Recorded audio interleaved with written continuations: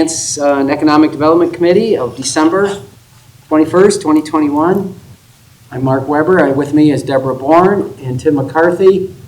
Also present are Amber Rathburn, our Finance Director, Deputy Director Kayla Trago, and hiding back there off camera is Bridget Cabot, our City Administrator, and Kate Sandretto, our Law Director.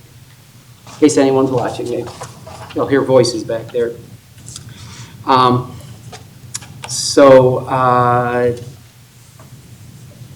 Our first thing is to approve the minutes from last month. And are there any objections to last month's minute? No.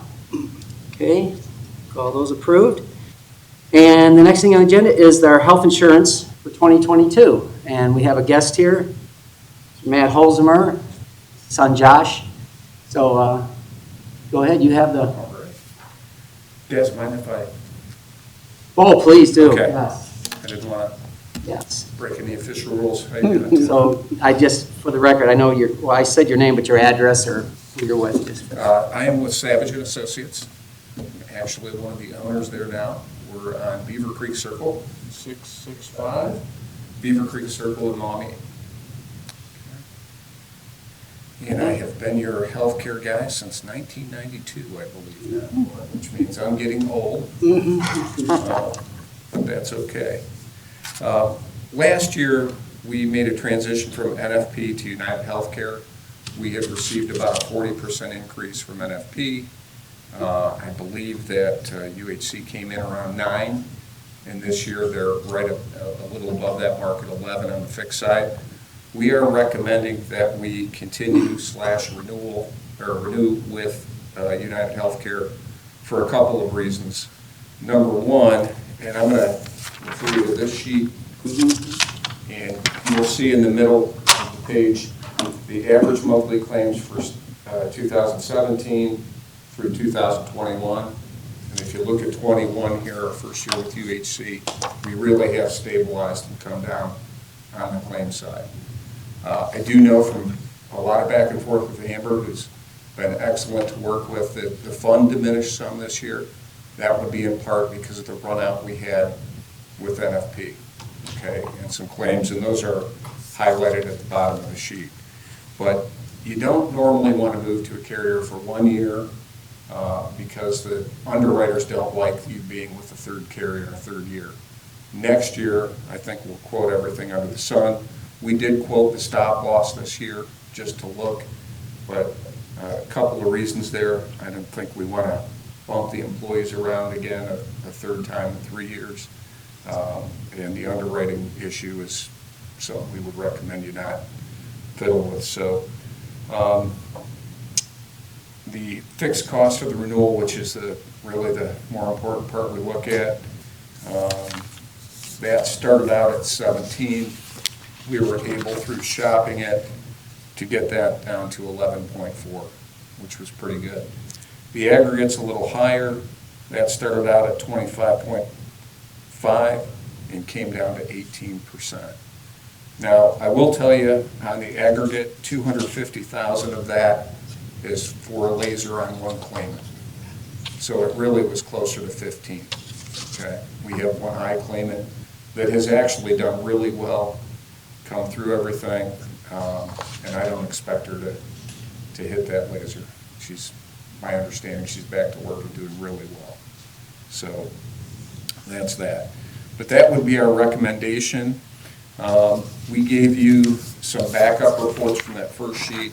This is all the claims by month from 17 through current. Okay. And on the second page, it just shows the large claimants. We had 3 of them. First one being 204,000, and we had one for 94,000 and one for 66. All of those are ongoing, but again, we don't expect claims that high from that particular claimant, the number one this year. Okay. So that's that. This sheet, the column we are discussing, is the third column right here. We've got current, renewal, and then in that third column is the revised renewal. Like I said, we sent it to several stop-loss carriers. Skyward was the only one that provided a bid. We did send it to one other administrator that we use, which is a TPA called Marpi, and they weren't really competitive either. Okay, so that's kind of where it's at. Questions for us? Mr. Holzmer, it appears, looking at this information, that in 2018, we're kind of back to the levels in 2018 again? Yes. Yeah. Why would that be? We've bounced. We had very high claimants in 2017. I believe 3 at the time that were, one that was just astronomical. So when you're partially self-funded, you're going to have some variance. But I do like to see that we've leveled that off a little bit. Okay. And that might be UHC's discounts comparatively, although I think FrontPath is a very good network and does a nice job. I like being with UHC. And NFP, our prior third-party administrator, did go out of business in July. Oh, they did? They did. Okay. They shut down operations. Okay, so they would be an option going forward. FrontPath still would be. And we're going to do a very big shop here coming up in October. Amber and I have already talked about that. We're going to look at everything under the sun. There are some unique products coming out. Actually, United Healthcare has one called Bind that is an all co-pays plan. And it generally, on the claims front, we've used this in a couple of commercial groups, and it's about 18% cheaper on the claim side. Okay. That would have to be bargained for with your union groups, but that's one thing we will propose from them next year. Didn't want to make any big changes because it took us some time dealing with Elaine. You guys have a great team here. Elaine Bishop, Kelly and Bridget all do a great job. We, having people understand a new plan, go through it, that kind of thing, it wasn't, we had, I'd say, a couple months there of back and forth, making sure people understood what they need to do, even though we didn't change the benefits, just a new system. So that's part of the thought process too. Let's get through another year of that and then really shop the market. Every time we change companies, our employees have to go through new cards and everything. Oh, yeah. Yeah. Absolutely. So, but we're improving as we go. You're saying that UHC stabilized our claims. That mean NFP was allowing more claims? Well, so NFP was the administrator. Yes. Okay. So they process the claims. FrontPath was the network. So you rent FrontPath and the provider discounts are provided with FrontPath. And I would say it looks to me like United Healthcare's were a little bit stronger on the discount side. They're a huge company. We do know for a fact that Anthem would even be a couple points better than UHC's. Mutual Health Services or Medical Mutuals right in there too. The really big ones have some better discounts. FrontPath's a regional PPO. They do a great job. But as far as discount comparison, I'm not sure they'd be in the top bracket of that. And our provider now is not FrontPath. Who? No, it's United Healthcare. United Healthcare has, They and are the administrator. the administrator and the provider. Stop loss. That's where I was. And the, okay. Yep. One-stop shopping. And the network. Yep. And it's a nationwide network. Yes. Okay. And they got a lot of tools too. The bigger companies. There's some wellness type tools that I think people are accessing. Some online teledoc type stuff too. So they've got all the tools. Yeah. Well, you've never led us wrong since 1992. So. Yeah, that's been a good run. Yeah. Any questions? Matt, this is not an immediate issue tonight because we just finished our labor agreements, but it looks like we have 2 tiers of coverage, either employee or employee plus family. Do you think it would be worth our benefit, and this would be a couple of years down the road because we are just new in labor agreements, but to have like an employee plus one or employee plus children? Absolutely. So when a carrier rates you, they come up, they take a look at every member in the group. So they're all accounted for. In the single family or the 3-tier or 4-tier, like you're talking about, is simply a different way of dividing it out to get to the same number. So, but absolutely, if that helps you with with bargaining or with premium contributions for people. If you'd want to, help them out on that side, that would be a positive thing to do. Yep.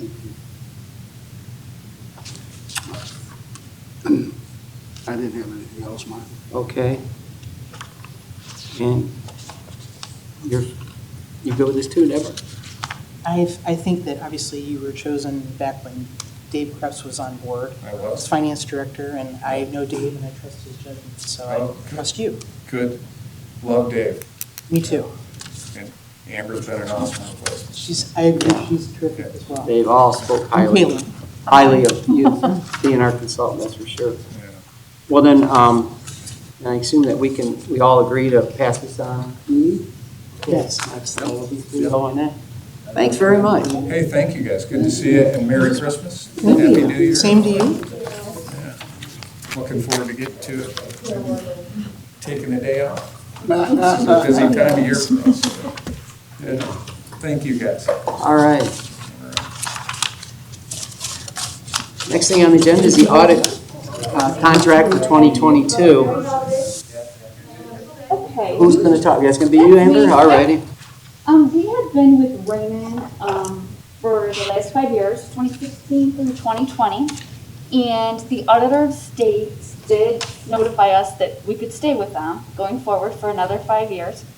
However, then Raymond notified us that they don't have the staffing to do our audit. And it wasn't just us, there were several local cities, I know that they did the same to the city of Oregon, that they don't have the staff. So what happens then is the state goes out to bid for us for audit services. They did get 6 RFPs back. They did ask for our input, but they ultimately chose for us to have Clark Schaefer Hackett, and they're out of Toledo. They're just off of Airport Highway.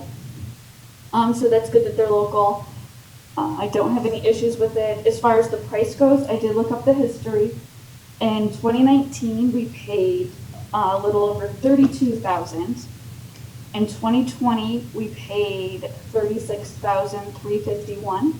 That was with a single audit because we did have the federal money from the CARES Act last year, so that was a little more. And then this contract is $31,600, so we are lower than we had been for a few years, so that's a good thing. Yeah, surprising. It sounds actually going down. Right. Yep, and we're comfortable with their proposal, and the state is comfortable with it, so I don't see any issues. It'll be another 5-year agreement. Oh, it's a 5-year. Yep. Do we not have a choice? I mean, the state chooses for They us? do choose for us. Like I said, they did give us the RFPs for the 6 firms. They would take our input if we felt strongly, or for a reason for or against any of them. But ultimately, they do tell us who we're going with. So once we vote, if we vote to pass this, then it's a 5-year, we don't have to do it again for 5 Correct. years, right? It's just not an annual thing. Unless Okay. something were to happen, such as the company goes out of business, they do something egregious. No staffing. Something like that. They don't have staffing. Right. They don't have Yeah. staffing. Okay. Oh, yeah, right. All right, I read through all that and I couldn't find, any questions I for that? I have a question. Remember, it seems to me, weren't we also audited prior to this year as well, but someone else? For 2020, we were audited in 2021. This is the audit contract to audit 2021 and 2022. Okay, So every year we get audited, but it's the year Prior. Prior? for the year prior. So, and we get audited every year, every city does. I thought I remembered earlier this year the city being audited. It came before us in this committee. For 2020. It gets completed about midway through the year, doesn't it? That's Right. correct. Audit About Yes. is June. done. That's about when we got it. Audit is the following year. Probably came to a presentation on the audit earlier this year for 2020 information. Everybody good with that? Yes, Pass it on? yes, I am. Okay. All right, great. Finance Director's report. Go on, Okay. Amber. Next, we have expenditures over $5,000 for November. I sent out the report. If anyone has any questions. Couple. Okay. Probably just clarifications more than anything. I see the cost for the wheelchair ramp and across the street, and I know that was a Pogemeyer goof up really from the design standpoint, wasn't it? That it was never in the original drawing. Correct. How's our occupancy permit going? We're still struggling. We have to extend the fire alarm system from the main building out into that space. So I talked with Kleinfelder, which is the new Pogemeyer they got bought out sometime last year. So they're working with the fire alarm provider of ours, which is ADP, and they are working together to have their engineer design the system to extend out so that we then can bid out that piece of work. So they're dressed and are able to get to this until January. Really? So it's been a long, drawn-out process. And it should be nothing more than a pole station and maybe another horn right But there. the Wood County building regs needs to see plans and specifications before they'll approve it for us. So, Okay, that's too bad. I mean, when's the last time we had a ribbon cutting for something we couldn't use, you know? But it looked good out there, but all Tim, kinds of yeah, stories. Maybe it'll be open by midwinter. right. I hope so. I have a question for you, Amber. What is the $8,882.27 to the city of Toledo? I see this is JDBC payment. Where is that at? That is a quarterly payment of tax sharing. So Yeah, where is the quarterly- JDC that they're talking about specifically? It is out south of town. It's, the Roach boundaries are, I think, 2375 Roachton Road and somewhere, Five. maybe it goes out to 5 Point, and then on the west end of it, it's somewhere between, I think it's around Paul Prairie Road. And it's only based on commercial properties, not residential properties. Correct. Thank you. I see we had the 5 monitors that Bill came in for the heart monitors, and I got a little lesson on those when I was at the fire station last week. Those are really slick. It's really going to improve all their operations and communication. It's going to be direct right to a doctor with that. So those are fine. Down a little farther, about a quarter of the way down, is the Clean Incorporated for the street signs. Is that new developments, street, Well, this one, I believe, is the new historic district signs that we had budgeted in 2021, so that's the purchase of them. Are they installed? They are not installed yet. Oh, okay. So we have all the locations marked. I think these are both the signs and the poles, because they're going on different poles as well. So that'll be a project for service throughout the winter. What happens to the old ones? They probably either get recycled, depending on if it's a pole. If it's a pole, it probably gets reused, but if it's a sign, I'm not sure what they do with them. Consider saving one for the museum. Okay. It's, that's kind of thing. These are not the signs that say historic district. Oh, then what are we talking about? These are actually the street signs. Oh, the street names? The street names are going to be in a different graph. The sign is going to look more like a historic sign. Oh, nice. Than a zone. That is, oh, so they'll designate that area. So any of People- the streets or addresses. Will look more- Second, third, they're going to get new street signs with the street names on it in a more historic, fancy kind of looking street sign. That's a great idea. I've seen that in other towns. That way visitors highlight- really know right where the historic district is, rather than just looking for the little square signs. Nice. The phone work solutions, is that work done for the year? And I mean, That work is done for the year, I believe. There was a few spots that, weather dependent, they were gonna go back out and see if they could hit. But I think for the most part, we're pretty much done this year. And then we'll be bidding it out again next year for both the leveling and lifting portion as well as the replacement. okay.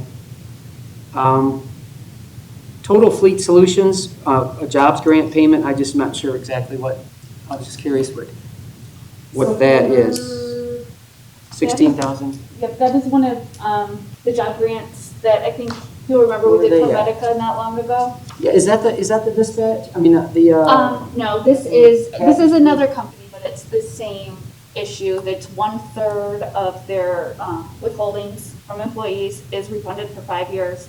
And then 5 years after that, it's monitored.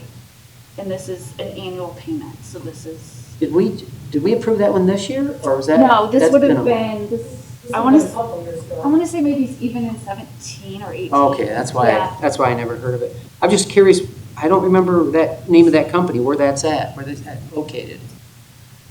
Does anyone know? I can Google that. I should know, but Okay.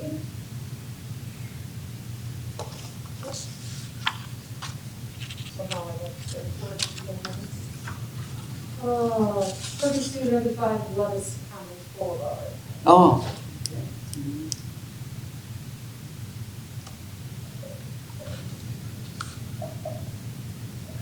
and I know they just had a CRA meeting here, so I'm sure that they are living up to their end of the bargain, right? Okay. Yes, Steve is on the details of this. Just moving down, I got the relocate the tube heaters by Gem. What building was that done in? One of the That's public utilities. public utilities? Yes. Okay. Righty. And let's see, down, speaking of public utilities, way down at the bottom, there was a transfer, 147. Is that a transfer? The Department of Public Utilities, that's paying the city of Toledo for the actual water purchase. Oh, I see. Okay. Water, Simmons Road. That's from the Simmons Road. That's where that was by the meter is. Right. That's all I have. You have anything else for? No, I don't. Okay. Credit cards, I looked through all those. I don't have any questions on any of the credit card statements. Unless one of you do. So then, now we have that housekeeping items next. Those Okay, we have ordinances. 3 year-end, their annual routine year-end adjustments. And the first one that will be going to council tonight is for appropriations. I've listed out everything that I've changed, the positives and negatives. General fund at a 0, no additional appropriations. We will see an increase in hotel motel tax and income tax, but those are a good thing. We received more than budgeted for both of those. So the increase is basically to show the transfer to the general fund. So it's not an expense going out, it's going to our actual general fund. That's this one right here, right? So that, like the 98,000 will be going, That one is the revenue, that ordinance is next. This is one the right one that's 2 pages. okay, got it.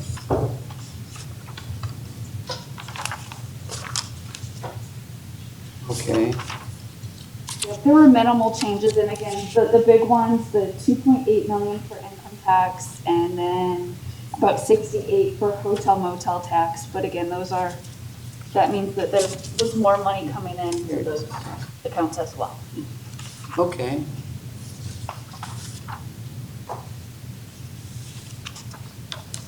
And then the next one is the revenue. Mhm. There were only a couple, looks like 5 listed there, and then what I need to do next is send a request to the county, and then they send back amended certificate of estimated resources. I think you guys have seen those before. Yes. Dave always brought them. So we will get a final one for this year, and then we also already have one for 2022. And then after we do the amendment in March, we will get an amended for 2022 from the county. So that's how those work. And the last one is transfers. And basically, Ohio Revised Code requires additional legislation for transfers. These aren't expenses out. Again, these are between internal funds. We bring the income tax into its own fund, and then it, as our code states, several different funds it goes to, mainly general fund. So we do list them all out for approval at year end. Do these ever go out outside divisions? or just, you know? Meeting, It's not really Like- department-wise. Yeah, does it go ever from one, like maybe, meaning, does it ever go from like fire to police? yeah, just anything outside of They divisions? They actually don't have a fund, they don't have a fund, they're within the general fund. Okay. They have a budget that has appropriation but not cash in it. All the cash for police, fire, administration, public service stays within the general fund. Okay, So there's certain designated transfers in our code that says so much of the income tax revenue has to go to this fund, this fund, this fund, this fund. And it can be used for any of the purposes that the fund is allowed to expend monies on. okay. But there is no separate bank account, if you will, for police or for fire. That answers that. Anything else? No.